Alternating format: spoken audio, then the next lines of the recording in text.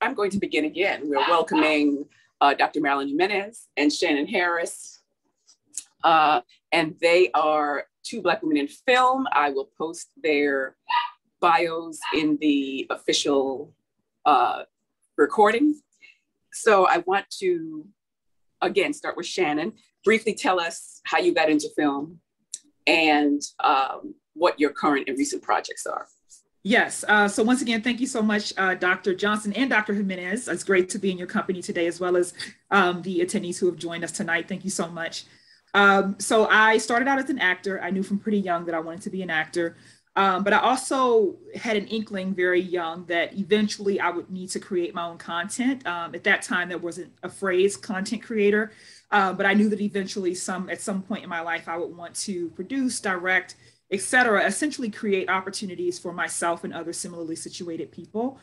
So once again, I started off as an actor, but I always kind of had filmmaking in the either on the back burner in the recesses of my mind or in the forefront.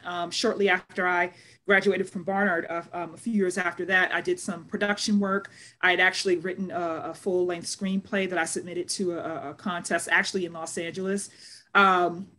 That was around 2004-ish. But then within a year or so, I decided to get back into acting. And that was my primary focus until about 2 or 3 years ago, when I had the resources, frankly, the money to create my first short film, which was 3 Birds. Since then, I've completed 2 short films, both of which are the first and second in a planned 3-part series of short films based on idioms. And in terms of what I'm working on right now as a filmmaker specifically, I'm primarily focused on optimizing and maximizing the reach and impact of my 2 films on the festival circuit right now. In Grist in particular, at some point I might look into some advocacy and education distribution channels for the film due to the subject matter and the various things that it covers. I have also written the 3rd script for this 3-part series, and I might potentially start pre-production for that in early 2022. Great, exciting stuff, Shannon. Dr. Jimenez. Oh, thank you very much. I am very pleased and honored to be here with you. And I don't want to be too long-winded. My history, if I had to tell it from the very beginning, would be long. So I'm just going to jump to the time when I was in graduate school at Columbia, because I come from that generation of film people, critics, if you will, teachers, where most of us have come from studying literature. So actually my degree was in comparative literature. But I had always been involved with film.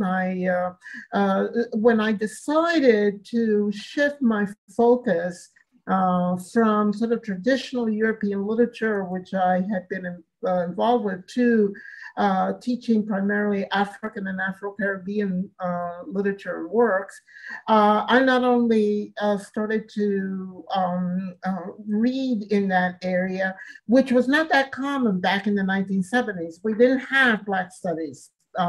This was just a period when Black studies was beginning. We didn't have, like places like Columbia did not have yet film schools.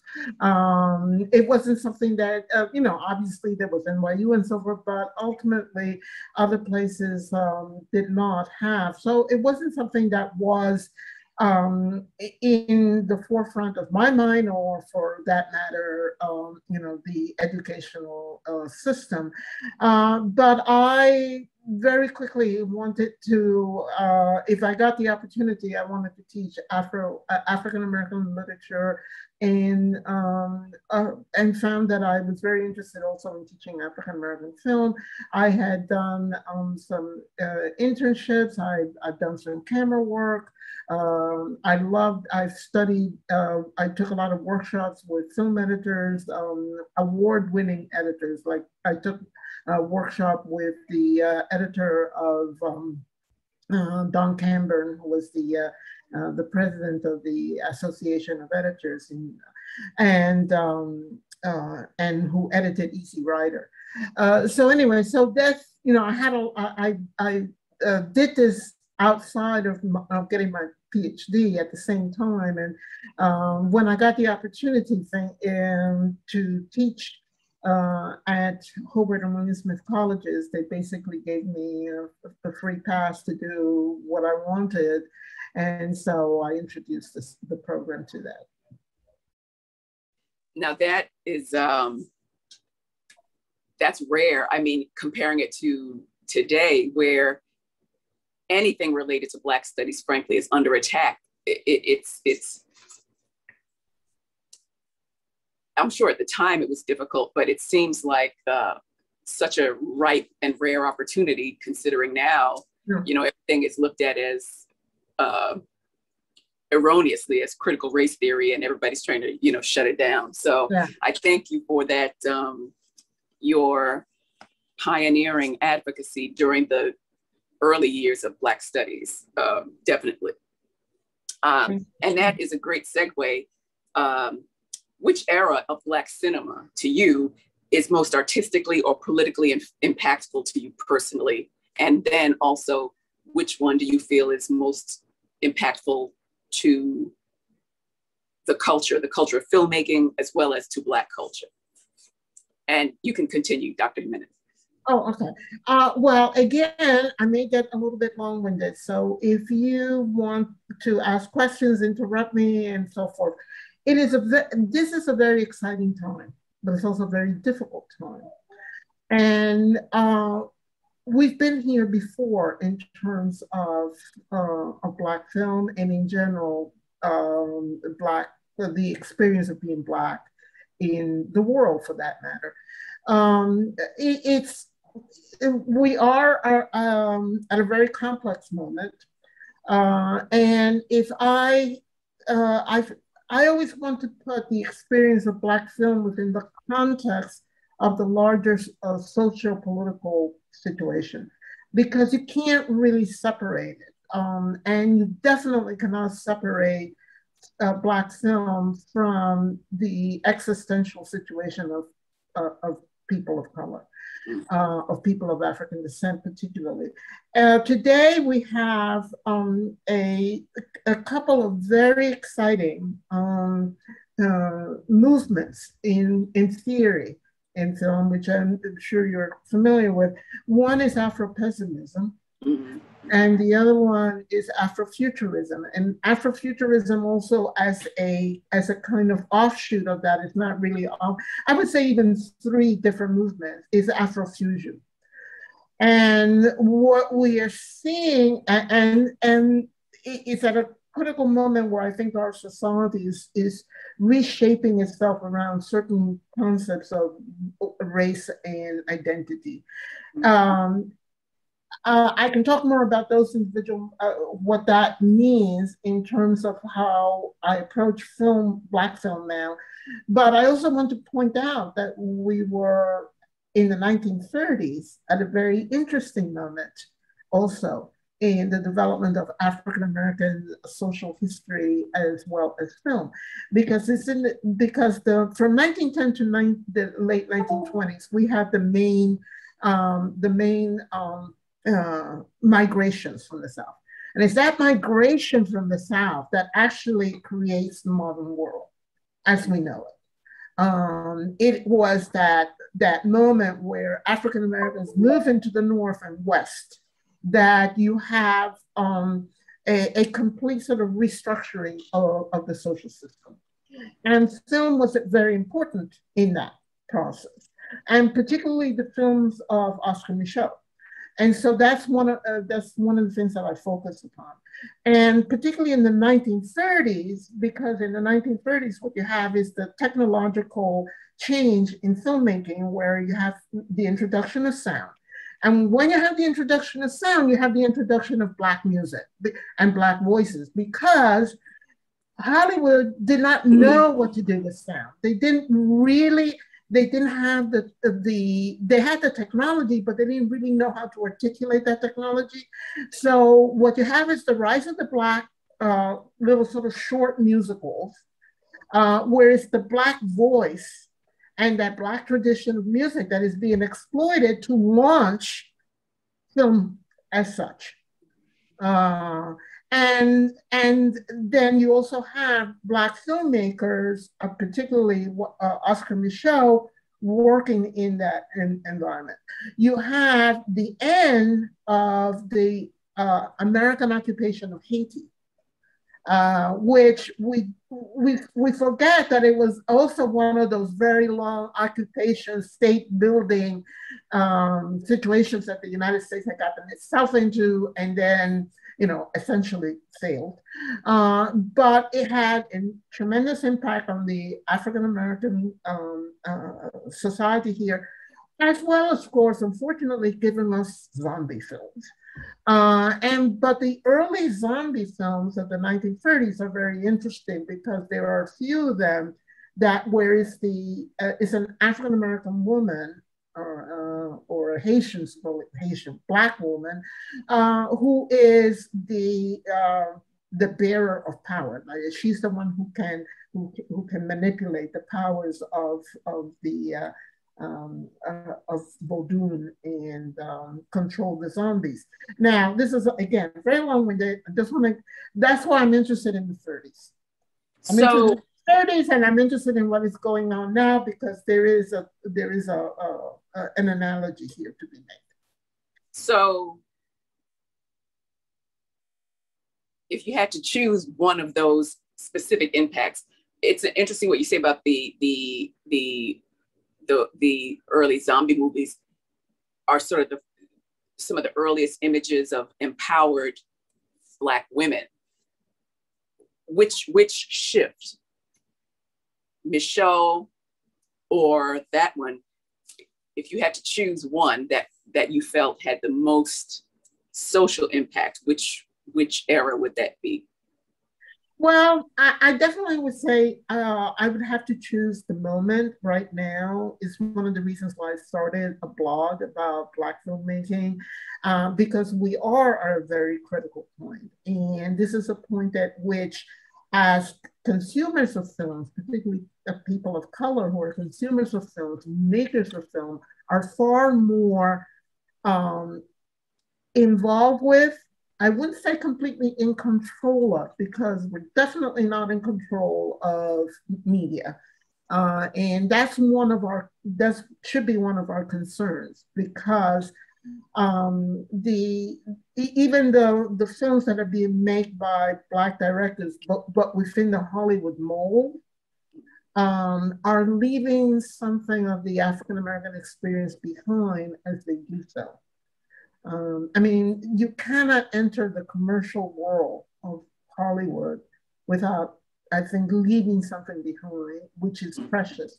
And so that's why I'm so interested in emerging Black filmmakers, because I want to see these new voices. I mean, I have been doing virtual festivals for about a year and a half now, and have been amazed at the breadth, the brilliance, the use of African American, Afro-Caribbean cultural elements, and I don't want those to be lost. That's great, and that's a great segue to Shannon, who is one of those prolific, I would say. Oh, thank you. I would say, because look, it's hard to make a film. I mean, Julie Dash has said it, Nima Barnett has said it. It is soul-shattering work, whether it's a feature or a short. So absolutely. As someone who has done that work, that hard work, Shannon, which film era perhaps inspired you the most, at the most impactful creatively? And which one do you think is most impactful or meaningful for the culture? I would piggyback on what Dr. Jimenez said, that the moment that we're in right now is really special. I love the point that she made about how we're a lot more involved, but particularly at the sort of Hollywood scale, if you will, there isn't as much control. But what's wonderful about being an independent filmmaker is that by and large, we are in control. I mean, that's one of the beautiful things about my projects and why I started my film company, is that I wanted to be a gatekeeper. And theoretically, that's what I am at a much smaller scale. And that is one of the things that excites me about people like Issa Rae and Ava DuVernay and Lena Waithe, who I refer to as my future peers, because that's a lot of what they're doing, to whatever extent they're able to within the Hollywood system. But when this question was first posed, the era that popped out to me the most, because I'm most familiar with it, is the 80s and the 90s. I was a preteen and a teenager through the 90s. And I just remember this proliferation of Black film that, with a pretty broad range of experiences and subject matters and et cetera. In a recent New York Times article, Issa Rae said about Insecure, the goal was to elevate regular Black people and make us as beautiful in our regularness as humanly possible. And when I think about that era of filmmaking, that's what I think about. You had everything from the sort of, the films that, that I think in some ways, unfortunately, to a degree, became a bit of a pigeonhole after the sort of more groundbreaking ones like Menace to Society, Juice, Boys in the Hood. But then you also had films like The Inkwell or Crooklyn that were really just these beautiful sort of slices of Black life. And so I think that's, and then of course you had Spike Lee's repertoire. I mean, he was, to my knowledge, the most prolific in the 90s, and pretty much every Black film that he made, certainly during that period, I saw. And so to me, I think, and one of the other things too about that kind of representation is that, I'm a big, pretty much every post that I put on social media, particularly that has anything to do with my film, I always put that tag representation matters. And of course, to me, that, in a broad sense, I mean, representation in terms of underrepresented folks being within the sort of mainstream, right? But there's also intra-cultural diversity. Black people are not a monolith. And so I think the more that we can see different kinds of experiences, different kinds of Black experiences, various Black voices, that's always going to be a boom. That's going to, and those things they inspire me almost like osmosis, right? They inspire me personally, but they do also inspire me. They are also culturally and politically meaningful. My personal feeling, is that everything is political, right? The personal is political. There's a very thin line, if there's a line at all between those two, particularly when you're talking about Black people, when you're talking about Black womanhood. So when I think about that question, that's really what comes to mind, is like, all of the sort of breadth and depth of subject matter and people and experiences that I remember from the 90s. It's great. So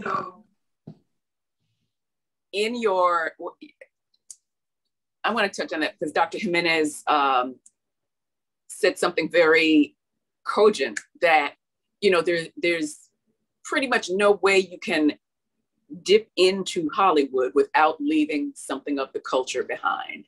Now, it's not a secret that one of your films just won a festival award, right? And so you want your films to have an audience and get recognized. But with that comes dilution, more eyes on it, which could possibly mean, oh, here comes whatever streamer saying, hey, can we, license your film and, distribute it on our platform. I'm thinking of Haile Jarima's Sankofa, which is now on Netflix. How do you, or ideally, how would you advise filmmakers to dance around that? You want your films to get recognition so that you can continue to raise money to make independent films. Yet, whenever money is being made and attention is being drawn, here comes Hollywood. So how do you mitigate that lure of Hollywood, but also trying to get your films exposed? Right. Hollywood hasn't called yet. I do appreciate the question in terms of how to approach it. I mean, again, I can't help but think about Issa Rae. I haven't actually, well, let me see. I think she might have mentioned it in the New York Times article, but apparently she was asked, you know, to put a white character in Insecure through or sort of a conduit for her white audience, and she purposefully said no. And so I think, you know, when I think about when that time comes, I feel pretty confident that I could stand my ground in a similar way. And I kind of feel like that's part of the work, you know, that's part of the mission. That will be part of my, just part of my purpose and my mission. I mean, primarily I'm an artist. So, you know, the gratification comes first and foremost from telling my story and from getting it out into the world on whatever scale and however far it reaches in terms of who is able to see it and take it in and et cetera. But beyond that, I am consciously and intentionally very much about making the table bigger, creating my own table. You know, again, sort of echoing the kinds of things that Ava DuVernay has said. You know, there's a quote of hers to the effect of, you know, I'm now creating my own door. You know what I mean? I think the other thing that I would say too is that for me right now, my approach in terms of where I'm at, both as an actor and a filmmaker, is that I do have a two-pronged approach. I'm still auditioning, you know, and when I book, you know, I take the job unless it's something that I don't feel comfortable doing, in which case I'll just turn down the audition in the first place. And so I'm on these two tracks as it is, you know, where I am trying to get into the system as a performer, right? While also doing my own thing. And that for me has been extremely gratifying. And I certainly intend to keep doing that until the need isn't there anymore. And at some point, like you said, you know, hopefully, ideally, you know, the two paths will converge. And in terms of what I'm thinking at this moment, I intend to stand my ground. And hopefully, I guess at that point, I will have, you know, the resources that I need to be able to do that. I think that's the other thing too, is that, you know, both of my films, I had an investor for Grist, I had two for Three Birds, but I financed about 90% of my projects out of my own pocket. But you're right, though, like when I start to, you know, get money from outside sources, I mean, one of the things that I will be very clear about is that, you know, I appreciate your financial support, but just know that I have 100% creative control of this project. And if that's a problem, then maybe, you know, I appreciate you, but maybe there's some other way you can support me. You know what I mean? So again, all that to say, you know, my intention will be to stand my ground. Not that I would be completely unwilling to compromise, you know, but I would really have to see what that meant. Okay, so for all you potential filmmakers, there's a model there. Go ahead. If I could make a comment about Shannon's films and how I see her in a certain tradition for a moment, because I think it speaks to the issue of what people of color can bring to media that is not there. In my blog, I do mention very briefly that she's in that tradition, particularly of African-American women writers who elevate the everyday. Think of Alice Walker's story, Everyday Use. Anything that Zora Neale Hurston did, and I know that that's one of your favorites, Shannon. But also Toni Morrison. Her characters are very much the everyday. And particularly as female writers, women writers, they have a very specific sense of what that everyday is. And so it's that everyday experience of African-American life that is not that interesting to people out, you know, to Hollywood. I mean, Hollywood is not built upon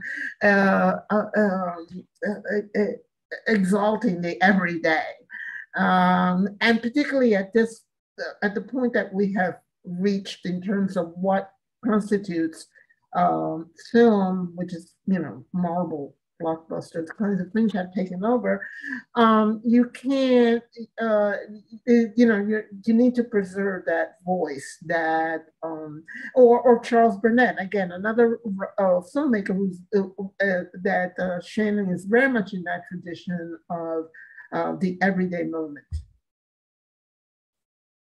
So that's my plug. Go see her film. No. Listen, when you mention my name in the same as Tony and Zora and Alice Walker, are you kidding me? Thank you so much. I so appreciate that. Well, that's what I was thinking. Don't when I was looking at those films of yours. Yes, absolutely. So,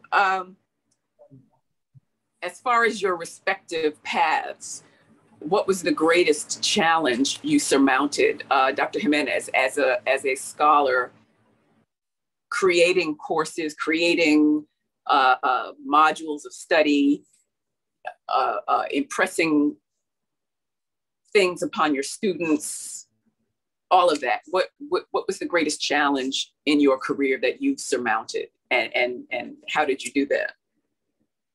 Well, I think my greatest obstacles came when I was quite young and was told by an advisor, I was in a typical urban junior high school, that I could not go to this very prestigious high school in the city because I would never get in.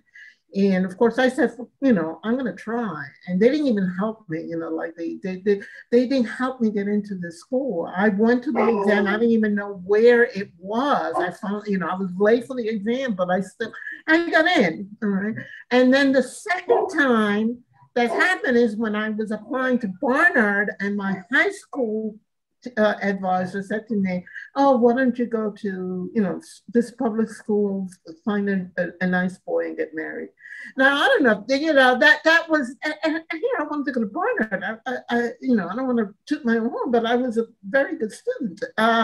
And I said no, and Barnard, I went to Barnard. And if I had not done those things, if I did not have essentially, I hate to put it in these terms, as pedigree, it would have been far more difficult for me to call the shots when it came to creating a curriculum that I thought was students, particularly students of color, needed to hear, needed to see. I mean, I introduced the works of Afro-Caribbean writers like Wilson Harris, one of the most reviewed and most difficult of English writers. But he would never have been part of the curriculum because it was too far out there. And so I was able, if I had not been able to go to those schools and have a very traditional, very Eurocentric, but nevertheless, very good training, that gave me the foundations to be able then to impose a certain curriculum and not be questioned about it. Of course, I also went to a school that allowed me to do that, but anyway. I don't want to tell my own story, but I think that that's why it's very important for us who are in professions, who have come through the system, to advise young people of color, because they're going to meet those naysayers. They're going to meet those people who says, no, you can't do this. You're not good enough. Or why don't you do this other thing that, whatever. So I think that also has been important in my life as a faculty member. Yes, that's awesome. Shannon, how about you? What, where and when was that obstacle, and how did you surmount it? So when I was considering this question, I was thinking first broadly about sort of barriers or lack thereof into filmmaking sort of more broadly. What's really interesting about the moment that we're in from a sort of a macro level is that the barrier to entry is relatively, or certainly, it's relatively small at this point, considering that you can make a film on an iPhone if you want to. And I have to say that for me personally, you know, in terms of becoming a filmmaker, I haven't had any major barriers. Again, primarily because by the time I was ready to make my own film, thankfully, I had the resources, and specifically right now, I'm talking about money to be able to do what I wanted to do. So yeah, but in terms, and I think that that's, and depending on the kind of film that you make, that could potentially be a challenge for someone kind of in general. Beyond that though, I would say sort of two things. One, I think that by the time I came to the place where I was able to become a filmmaker and fulfill that dream and goal of mine, I had done a lot of personal self-work. So I was just in a place of just being very sort of confident in myself, period, as a human being, and in terms in my voice and you know, my place in this world as a Black woman. And I kind of just wanted to reiterate that point, just to piggyback on the last one, that, you know, for people who are listening and who feel like at some point they might come up against, you know, a system or you know, a resource or an institution that might want to try and dilute their message or dilute their art and their perspective and their voice, that the first thing you want to do is stand on solid ground in terms of who you are, what you believe in, right? And even from that, and that's even a really important place to stand, to be, even in terms of whatever compromises you might be willing to make that are worth it, right? That are sort of like calculated, worthwhile risks. But in terms of, but then sort of being a little bit more macro, I mean, I certainly did have challenges while I was making my films that had to do with, you know, just the process of filmmaking itself. You know, to harken back to what you said when we first started, making films is not an easy endeavor. It's very, very challenging. And especially, you know, when I was, for someone who was wearing all the hats, like all the major hats, you know what I'm saying? From my first film, you know, producer, writer, director, lead actor, very, very, very much, you know, a labor, but a labor of love. And just one really specific example of a challenge that I had to overcome was, you know, I shot my second film, Grist, in the throes of the pandemic. And I, you know, it's a SAG film. Both of my films are SAG short films because I'm a SAG actor and it's required. And I had to, both logistically and financially, I had to adhere to SAG's COVID protocols in order to make sure that my set was safe and healthy. And, you know, very often I'll talk about the fact that my first film, Three Birds, you know, it was a team of 20 people, including myself. We were shooting on Barnard's campus. My second film, Grist, was shot here at my apartment where I'm zooming in right now, a team of 7 people, including myself. But logistically and budget-wise, pre-production and production were about the same because of COVID. And so, you know, so those were the kinds of challenges that I had to surmount on my individual projects. But again, I think primarily because I am an independent filmmaker at this point and sort of doing it my own way, I haven't had any barriers as of yet. No significant ones. You're muted. Can you talk about some of the challenges of getting your film out there, entering film festivals, stuff like that? Again, I'm talking a lot about money, but that's legit. You know what I'm saying? That was probably, you know, again, the biggest issue, you know, that it was expensive. It is expensive to submit to festivals. And I actually, you know, spent quite a bit and probably about, 2/3 more submitting to festivals for my first film than my second. But what was great was that I learned from, in both instances, in a lot of instances, I learned from the first film to the second film, how to do filmmaking, the whole, like every aspect of it better. And one main thing that I did was I scaled back the number of film festivals that I submitted to with Grist. I also was really a lot more specific and pointed about which festivals I submitted to. I had more of a strategy than I did the first time.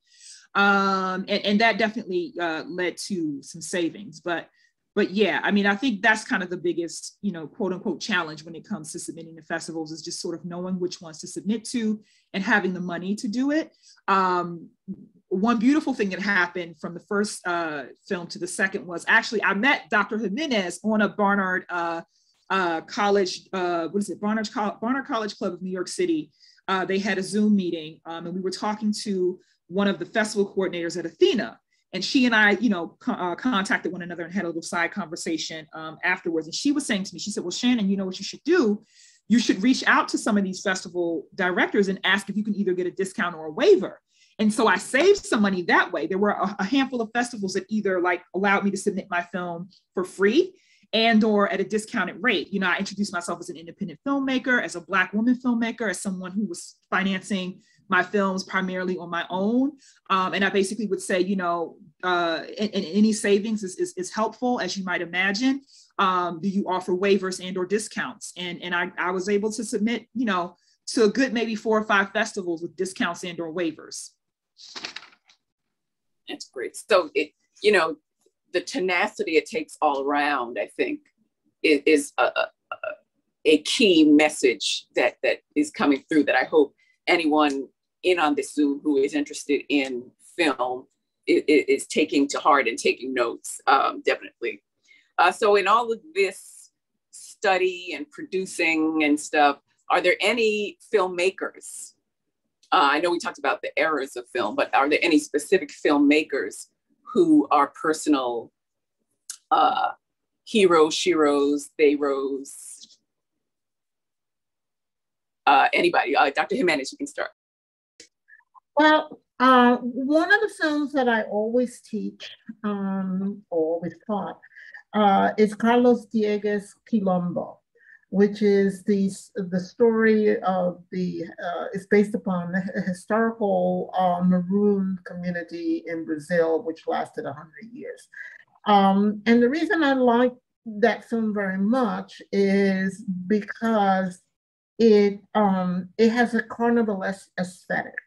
There is the history, but just like in a lot of Afrofuturist films, this film uses carnival as its form of expression in terms of both the colors, the music, the way the characters are portrayed. You are taken into that universe.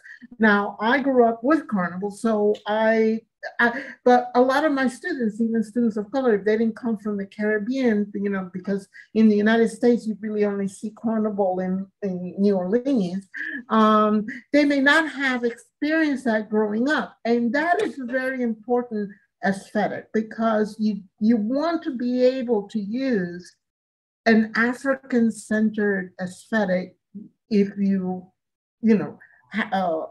if that's part of your vision. So I wanted to make sure that students saw that. And then the other film would be Yelen, Brightness by Suleiman Cisse. And that's an African film from Mali. Unfortunately, that film is an incredible film. It shows you that film is about light. And the title, Yelen, means brightness, and it sort of brings to the film the African concept of this power that exists beyond us and that envelops us, and it shows it in terms of light. You've never seen, if you ever get to see this in a 35 millimeter at a theater, do, because the film just explodes with light. You understand what light means, also visually in terms of his use of backlighting. He's got to so I would say those. I'm actually also teach a lot of Spike Lee stuff, but in terms of films that actually bring you to a different level of perception of what film is, I would say those two. Shannon, how about you? Filmmakers who are heroes, sheroes, theyros to you? Yeah, I sort of the usual suspects, Spike Lee, of course, Ava DuVernay. But also I have to bring in the TV folks, where there's some overlap though. Lena Waithe, Issa Rae. These are people within the industry, filmmakers, content creators that are doing what I sort of dreamed to do when I was a young person, and what I'm doing right now on a smaller scale than they are doing, but what I'm doing. Yeah, definitely.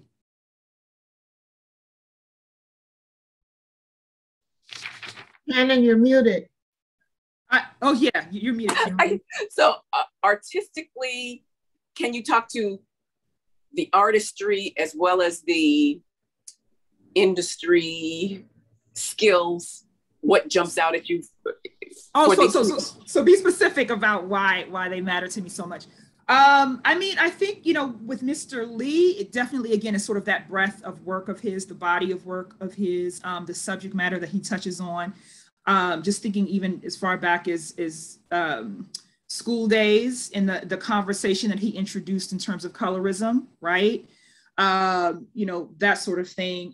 With Ava DuVernay and these other women, again, just being Black women in this industry doing what I want to do. And, you know, so for Issa Rae, for instance, I had someone tell me that Gris reminded them of Insecure, you know, specifically from Awkward Black Girl, you know, when I saw that series, her web series that preceded Insecure, I felt like that's me, you know what I mean? Somebody, you know, has put, you know, me, not necessarily a one-to-one correlation, but, you know, but that's me on that screen. And her sense of comedic, like her comedy, her comedic tone is very aligned with mine.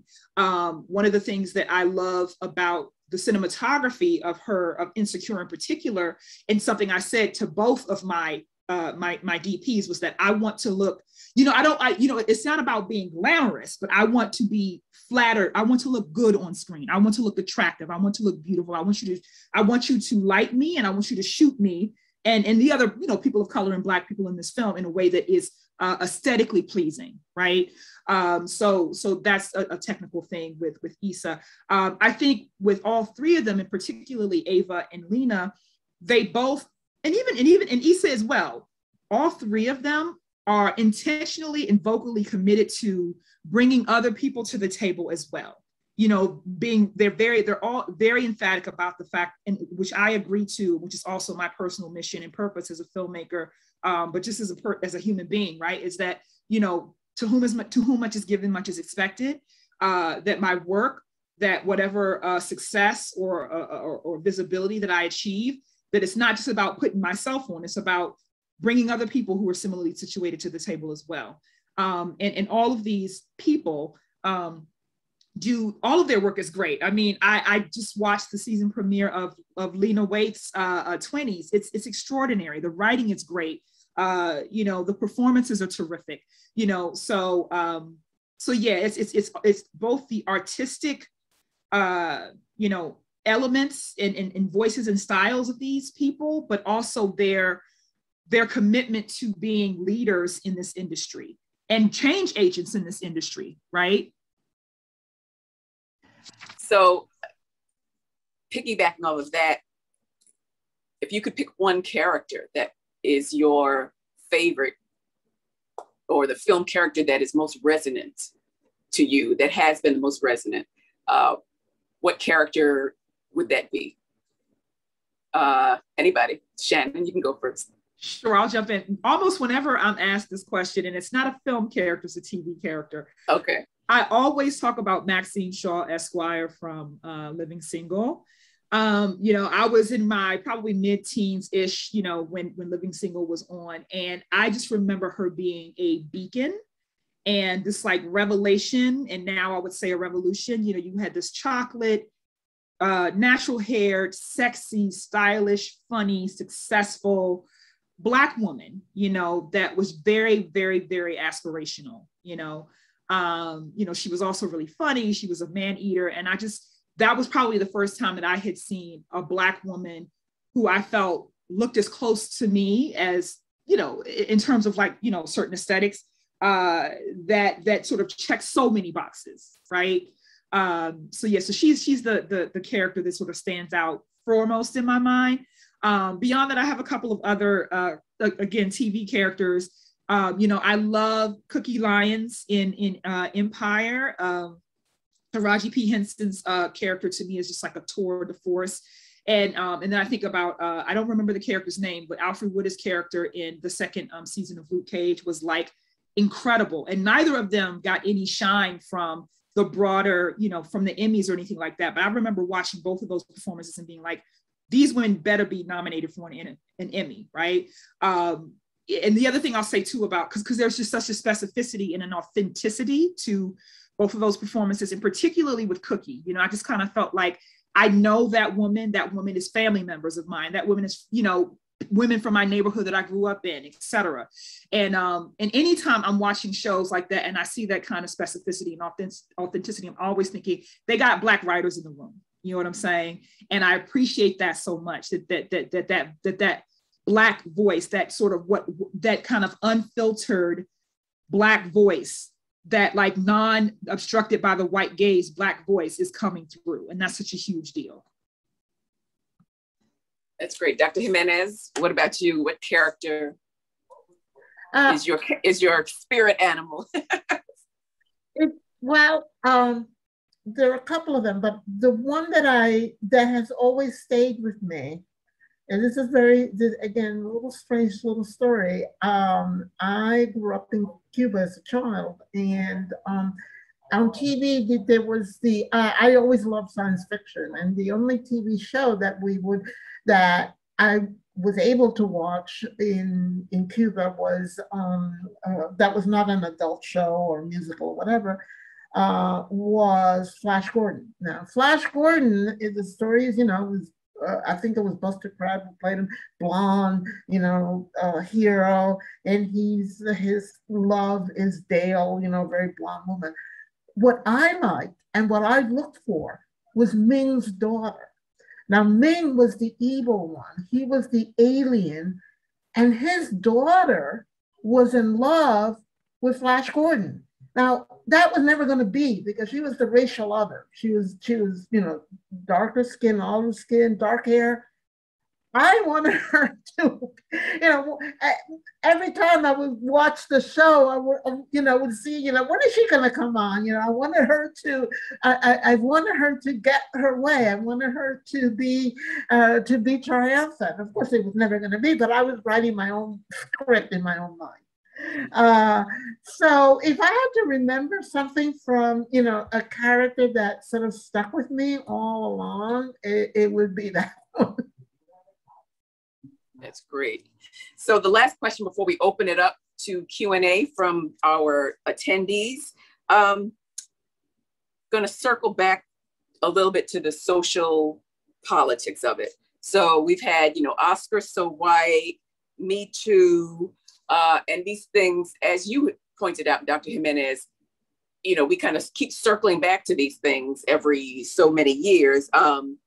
What, in your point of view, what's your point of view on the state of Black film, particularly for Black women? But as far as assessing the industry right now, what do you see is the state and future of Black film, particularly for Black women? And Dr. Jimenez, you can. I think that personally, I've tried to look again at that larger social political framework, and which is very well delineated these days by Afro-pessimism, Afrofuturism, and what I might call Afrofusion. Now, Afro-pessimism makes, I think, which is a very accurate assessment of the way that violence against Blacks is a very different kind of violence, and we have a social political system that will continue to support that kind of violence, that kind of sort of social structure. And there are a number of films lately that have been concerned with that Afro-pessimism. I think, Get Out is an Afro-pessimist film as opposed to an Afro-futurist film. And then there's the opposite, there's Afrofuturism, which absolutely celebrates the Black body in these extravagant, gorgeous ways. Think, the work of Missy Elliott and so on and so forth. And that is very powerful. And actually the last conference, I put together this festival on Afrofuturist films, short films. And I find that a very important group of films because, and also media, because it's all, because it combines, it includes music videos. I mean, right now, particularly African and African American film musicians are actually making not even just music videos, they're actually now starting to make short films out of their music. And so that's very important. And then there's Afrofusion, which is when African or African people of African descent take the African concepts, religious concepts, the Orishas, the Vodun, which is Santeria, all of those forms, and fuse them with contemporary times. So Afro Sideral, who's one of my favorite singers, he is a Cuban, Afro-Cuban like me, and he uses the ancient Yoruba songs, which I heard because I had an uncle who was a Balabao. He was a priest and my father had all of these recordings of these ancient Yoruban forms, and he sort of has combined them with rap. And then you have a lot of the new filmmakers. I mean, Disney is after these filmmakers, not these filmmakers so much as these writers who are writing with mainly Afropolitans. People don't always like that name, but they are people, Africans who have grown up in the West essentially, but are using that philosophical vision of African cultures and putting them in their works. So Afrofusion is going to be very important in the future. I think Afrofuturism is still going to be a little bit of a specialized underground, you really have to know where to look, but nevertheless, that's going to be very important. And so I'm very excited about the possibilities for filmmaking as part of that larger cultural thrust that people of African descent have at this moment. And I find it very important to try to make sure that young people are aware of those. Young people obviously have their own resources, but there's also a history there. There's a tradition that can help them sort of get roots into historical traditions that go really way back. Anyway, that's my perception. That's great. Shannon, how about you? Yeah, most of what I have to say about this is anecdotal, more so than research based, like from Dr. Jimenez, as well as aspirational. I think that the first thing I would say is that I talk a lot about scale because it's relevant. As an independent Black woman filmmaker, I feel like there's a lot of promise and possibility, of which I'm evidence, in terms, because, being self-motivated, there are resources out there. We are in a time where people are trying, where there are institutions of various types trying to balance the scales a little bit. Again, I intentionally, made the point that I was a Black woman independent filmmaker when I would reach out about these waivers, because it's like, I am a woman, I'm a Black person, I'm checking a couple of different underrepresented boxes, right? So if you want your festival that might be traditionally or lean more towards being more male and white, hey, here I am, right? And my work is good. And so I think that, there is opportunity there for those of us who can find the resources that we need to produce our work.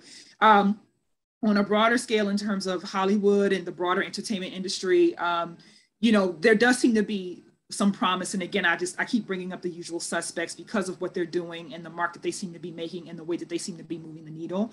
Again, people like, Issa Rae and Lena Waithe and Ava DuVernay, who I very often refer to as the blueprint, right? Not necessarily that she was the first per se, but, but certainly, on the scale that she's doing it and in terms of being a peer of my time, so to speak, she has that real resonance for me. And so, you know, my hope slash expectation slash the goalpost, which Miss Dr. Jimenez mentioned earlier, is that we more and more become the gatekeepers, that we more and more become the people behind the scenes, along with in front of the camera making decisions. You know, that we are, that we get to a point where we are studio heads, that we're the people greenlighting projects. That's one of the wonderful things about what Ava is doing is that she has right now her own sort of producing arm where she is putting on, you know, she's you know, putting on, you know, folks from underrepresented communities. She's putting their work out there, but then also she's very intentionally moving the needle to for gender parity, you know, behind the scenes, and all of these different ways, you know, and I just look forward to seeing that kind of work continue in terms of us breaking into and making a dent in and becoming people who are at the table side by side with our typically and traditionally and historically white male counterparts. The other piece of that too, though, that I think is really important to make is that I think that it's helpful for us to kind of put things in perspective. There's a comedian named Kevin on Stage who, you know, is making, you know, a real big splash on social media, and he has created his own studio and his own app, and he's constantly talking about how, you know, we as Black people, we want to, you know, create our own institutions, frankly, right? You know, that if we're going to support Netflix, if we're going to have a Netflix account or a Disney Plus account, why not also have the Kevin on Stage app as well, right? And I think that particularly when we talk about things like Oscars So White, or even more recently with the Emmys, there was more diverse representation in terms of the nominees, but there still wasn't a whole lot of representation in terms of winners. And there's a whole sort of brouhaha that comes in the wake of that. But what I have personally come to do is I put those things into perspective. You know, the Emmy and the Oscar is not necessarily the end all be all, particularly when you consider that historically there has been implicit bias that were like, even if the eyes were able to be on our work, it wasn't given the shine that it warranted, right? And so again, I think, you know, again, what I'm personally doing is I'm having this sort of two-pronged approach. Is, you know, I'm trying to break into the mainstream industry in whatever way, you know, my career takes me, but I am also on this independent path as well. That both has its intrinsic value for me as an artist, but also hopefully professionally will lead to what my hope is for our industry as a whole, which is, again, that it is diverse, equitable, and inclusive from the top down and throughout, right? Vertically and horizontally. That's great. I just want to piggyback on what you were saying. What I appreciate about Ava DuVernay is she's also breaking down that ageism barrier, because on Queen Sugar in particular, all of the directors that she hired were directors who had won awards or done work in the 90s, but then after that couldn't get any work. And I know because that was my experience as a TV writer. And so then, you know, 20 some odd years later, she's hiring them all to direct episodes of Queen Sugar, bringing in Nima Barnett, who is, you know, her mentor, or our mentor basically, to kind of supervise the directors, you know, as I forgot what the title was, directing producer or producing director or something like that. But, you know, so many times when, you know, Hollywood's attention goes to the new, and forgets, you know, no historical memory.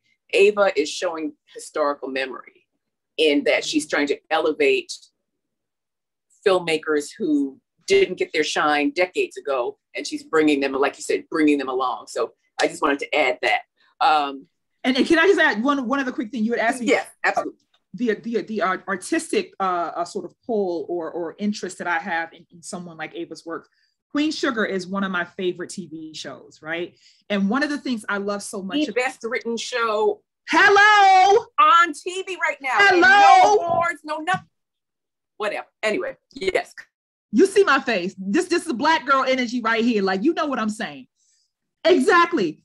But speaking of ageism, one of my favorite things about that show is Aunt Vi. That you have this middle-aged Black woman who is just self-actualized. She has this wonderful, passionate love affair with her partner. It's just such a beautiful, gorgeous, and real representation of what you find in our community that if were not written by a Black woman, that you would not see. Talk about, like Dr. Jimenez was saying, elevating the quote unquote everyday, right? And again, that is what we do as Black writers and filmmakers, is that, that we bring the everydayness of our experience, which is just as important and poignant as the everyday experience, and universal, right, in its specificity as our white counterparts. Amen. Ashe. All that. All that. Go ahead, Dr. Jimenez. I also just wanted to add, because I see that there are a number of Latinx people online here. For you, there is also the same, many of the same things happening among Latinx people. There is a Latinx futurism. There is a Latinx film movement that is very similar to what is going on. And a lot of these are Afro-Latinx, but also Latinx. So I just wanted to make sure that I mentioned that. Thank you very much. Yes. So I want to open it up to questions. So if you have a question, raise your hand. I will try to go in the order that you've raised them, but I might lose track. So if I lose track, I'm just going to go in the order of the listing. So anyone who has questions for either Dr. Jimenez or Shannon, please raise your hand and I will turn your, don't be shy.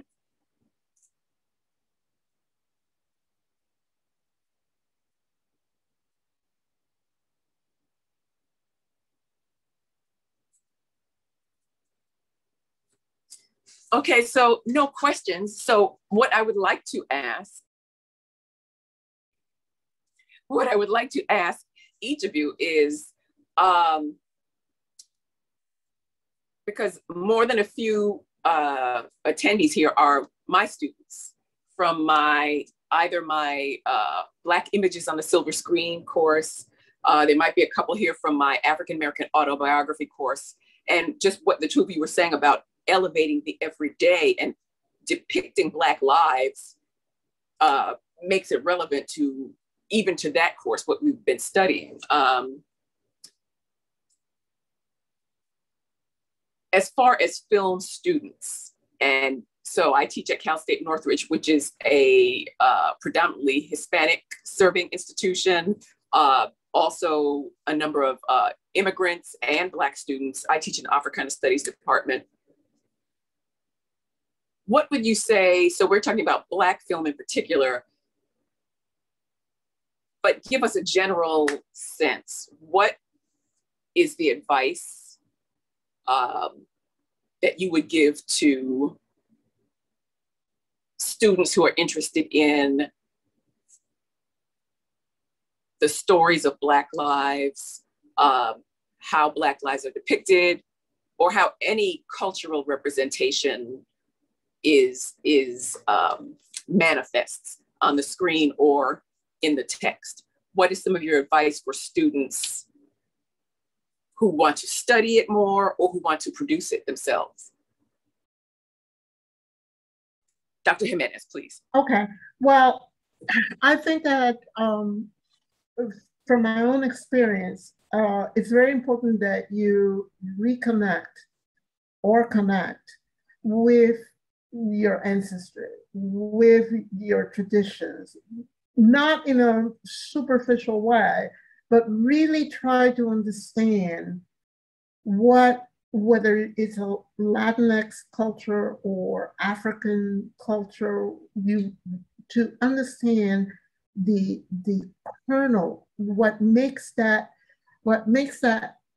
world makes sense, and it's viewed from a perspective from that view to the experience that we are living in the modern world. Because anyone who is a hyphenated, and to a large extent, a lot of us are, that hyphen is unfortunately very often something that divides our experiences.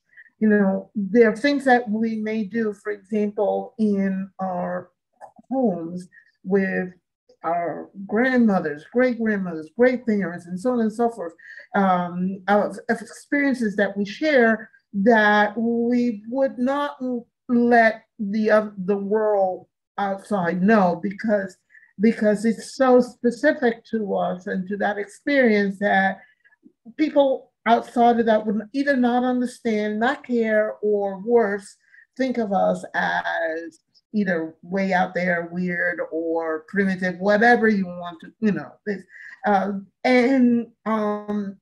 That, I think, is what Afrofusion and Latinx fusion are doing. They're bringing that together so that they can bring their lives, you know, bring your vision, your world into fusion, as opposed to, you know, keeping them separate, because that is ultimately what is going to, for me, it was understanding. This was one moment when I understood, I saw Robert Farris Thompson talking about the Mask of the Queen of Benin and how you can read that. Once I understood that, once I got the key, then the entire African world opened to me in ways. It really was what has driven me for the rest of my adult life, and I was happy to have that moment. So I definitely think about, you know, dig deeply into your ancestry, and particularly women writers. Very often, you know, I would add to, besides African American writers, Afro-Caribbean writers, I would add writers like Rosario Ferrer, the Puerto Rican writers. I do a lot of work with Puerto Rican writers.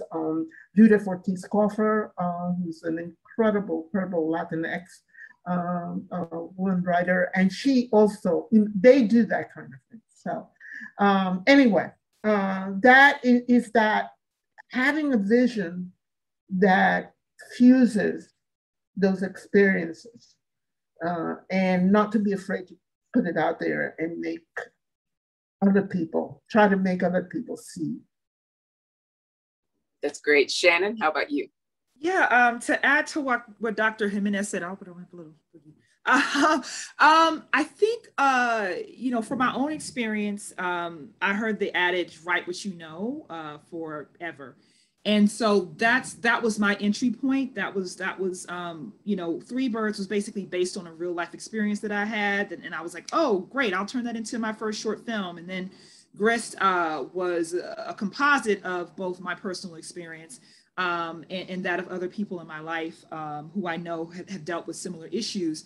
And so I would say, you know, write what you know, tell the truth, you know, and like Dr. Jimenez was saying, don't be afraid. Like, you know, really know that your story is worth telling. You know, write it, and then, you know, particularly if you want to become a filmmaker, or if you intend to write something that you know you want to produce or that you might direct, you know, write it and then perfect it. You know what I mean, or refine it rather. Because, you know, perfection maybe isn't necessarily what we're aiming for, because it's impossible, right? But and again, from personal experience, in both instances, I wrote my films. You know, Three Birds was initially a verbatim retelling of the situation on which it was based, but, you know, I had to revise and refine until it did become a nice, tight, compelling narrative script. And that process involved me getting feedback from people who I respected. In terms of, you know, they were filmmaker friends, they were other writer friends of mine, etc.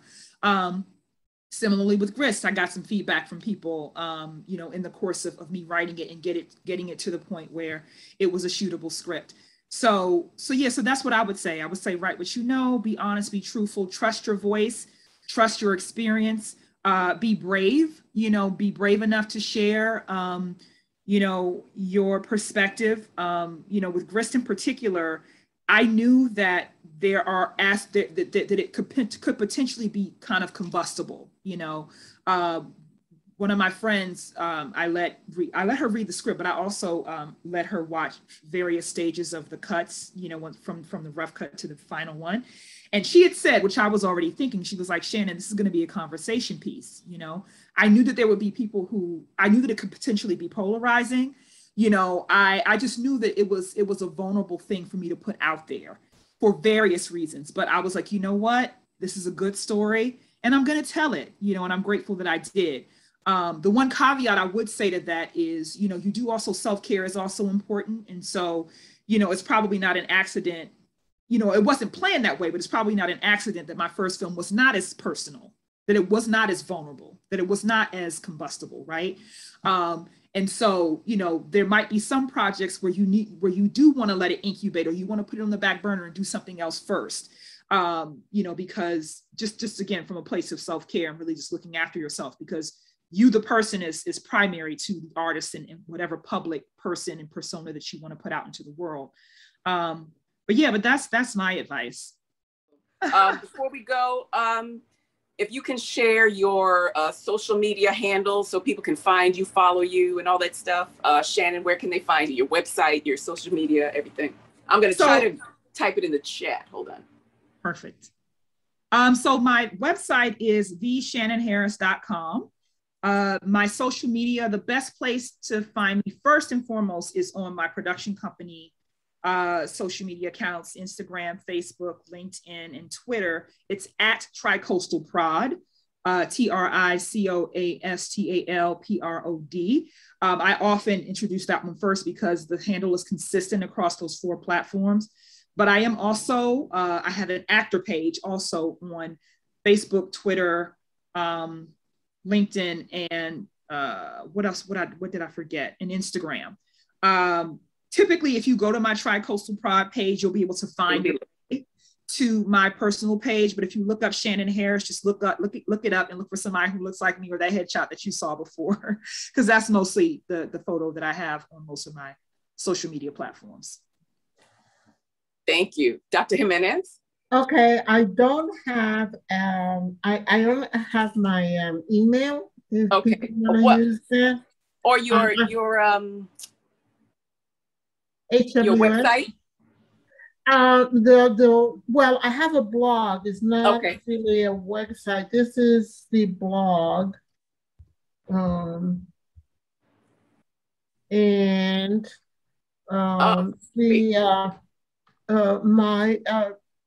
I have, this is my, you know, I still have that HWS email. I have on LinkedIn. I am on LinkedIn, but I can't remember.